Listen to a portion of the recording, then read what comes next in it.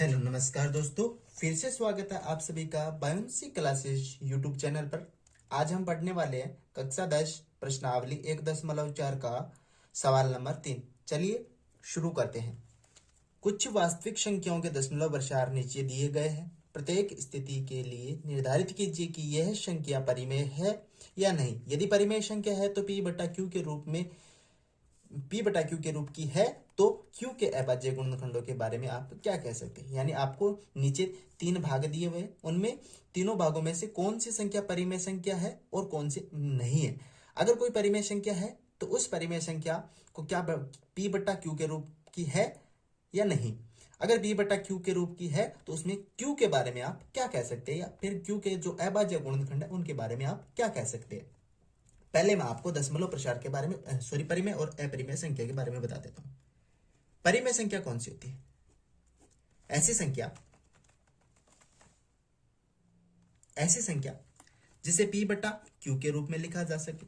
ठीक है, जिसे P/Q के रूप में लिखा जा सके और जिसका दशमलव प्रसार या तो शांत हो या फिर अशांत हो।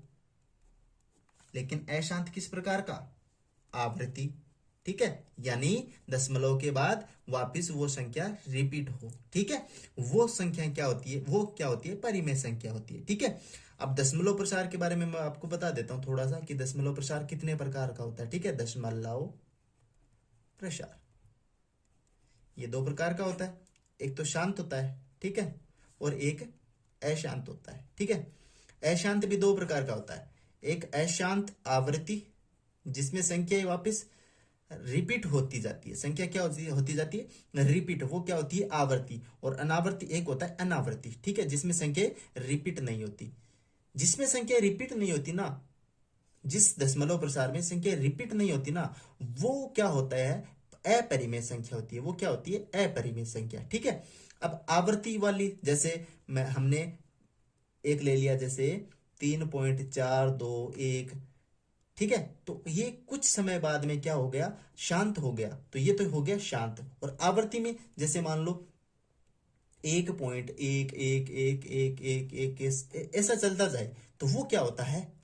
आवर्ती वाला होता है, अशांत आवर्ती वाला। यानी अशांत भी है और संख्या वापस क्या हो रही है? रिपीट हो रही है। चलिए सवाल को स्टार्ट करते हैं। पहला सवाल दिया हुआ है कि 43.12345 ये दिया हुआ है आपको कि ये बताइए ये जो संख्या है वो परिमेय है या नहीं। तो ये क्या है? एक परिमेय संख्या है। ये क्या है? परिमेय संख्या। कैसे पता चला?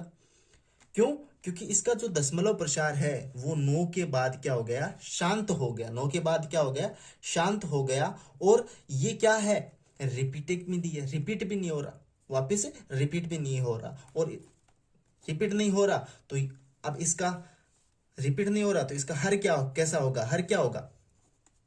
2 की पावर m और 5 की पावर m के रूप का होगा। यानी हम इसके हर के बारे में क्या कह सकते हैं कि ये जो संख्या है वो क्या है? एक परिमेय संख्या है और इसे P/Q के रूप में लिखा जा सकता है। और इसके Q का जो अभाज्य गुणनखंड है वो कैसा होगा? 2 की पावर n और 5 की पावर m के रूप का होगा। आपको बस इतना ही लिखना है। फिर से रिपीट कर देता हूं कि ये जो संख्या दी गई है वो क्या है? परिमेय संख्या है, जिसे P/Q के रूप में लिखा जा सकता है। और इसका जो हर है यानी जो Q है उसके अभाज्य गुणनखंड है वो 2 की पावर n और 5 की पावर m के रूप का होगा। ठीक है, अब ये आज जो आगे वाली संख्या दी हुई है वो क्या है? वो क्या है? वो एक अपरिमेय संख्या है। क्यों है? क्योंकि इसका दशमलव प्रसार है वो कैसा है? अशांत है। यानी शांत नहीं हो रहा है, चलता जा रहा है, चलता जा रहा है। यहाँ पे तो शांत हो गया था, ये चलता जा रहा है। और अनावर्ती भी है, यानी रिपीट नहीं हो रहा। 120 के बाद 1200 आ रहा है, फिर 12,000 आ रहा है, फिर 1,20,000 आ रहा है। ठीक है, तो यानी दशमलव के बाद 120, 1200, 12,000, फिर 1,20,000 यानी अनावर्ती है। यानी नॉन ये रिपीटिंग नहीं हो रही है। यहाँ पे दशमलव के बाद संख्या है वो रिपीट नहीं हो रही है। तो ये क्या है? एक अपरिमेय संख्या है। ये क्या है? एक अपरिमेय संख्या है। अब अपरिमेय संख्या है तो इसे P/Q के रूप में नहीं लिखा जा सकता। और P/Q के रूप में नहीं लिखा जा सकता तो Q के बारे में हम कुछ नहीं बता सकते। बस सिंपल सी बात है। अब ये यहाँ पे क्या दिया हुआ है कि 43 1 2 3 4 5 6 7 8 9, 9 के बाद बार लगा दिया। इस बार का मतलब क्या होता है, जैसे 1 2 3 4 5 6 7 8 9, ये 43 पॉइंट के बाद है और ऊपर लगा दिया बार। इस बार का मतलब ये है कि 9 के बाद ये वापस 1 से स्टार्ट हो रहा है। इसका मतलब ये हो गया कि ये कैसी है, ये अशांत भी है और अनावर्ती भी है। ठीक है, ये अशांत भी है और आवर्ती भी है, अशांत भी है और आवर्ती भी है, यानी संख्या वापस रिपीट हो रही है, संख्या वापस रिपीट हो रही है। जब संख्या वापस रिपीट हो तो उसके इसे p बटा q के तो रूप में लिख सकते हैं। क्यों? क्योंकि ये परिमेय है, परिमेय संख्या है, परिमेय संख्या है, इसे p बटा q के रूप में लिख सकते हैं।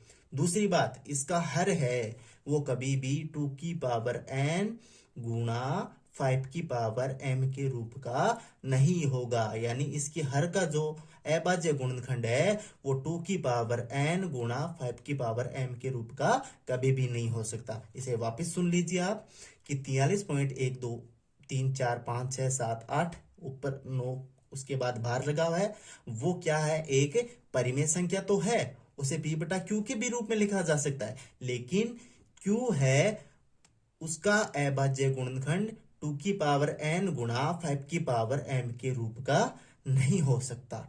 ठीक है, अगर कोई आपकी समस्या आती है तो मुझे कमेंट करके जरूर बताएं, ताकि मैं आपकी समस्या का सॉल्यूशन फिर से कर सकूं। वीडियो को पूरा देखने के लिए थैंक यू सो मच। अगर वीडियो अच्छा लगे तो एक लाइक कीजिए, चैनल को शेयर कीजिए और सब्सक्राइब करके बेल नोटिफिकेशन को ऑल पे सेलेक्ट कर दीजिए, ताकि आने वाली प्रत्येक वीडियो का नोटिफिकेशन आपको सबसे पहले पहुंचे। Thank you so much.